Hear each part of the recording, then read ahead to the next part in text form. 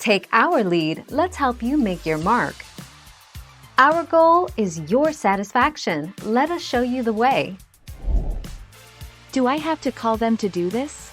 You will have to sell all shares, and then when the trade settles, the partial shares will be in cash.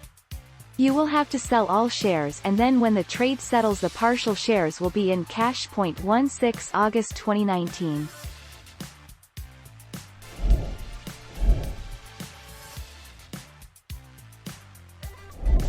Make your mark, take our lead. It's free to open accounts at Fidelity, and there's no annual account maintenance fee. However, there are other fees, minimum investment requirements, and trading commissions you should be aware of. What are Fidelity's commissions on trading?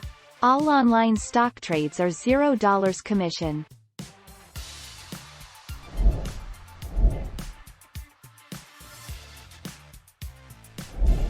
Let's help you make your mark. Meanwhile, TD Ameritrade nudged out Fidelity in our Best for Beginners, Best Stock Trading Apps, and Best for Options rankings.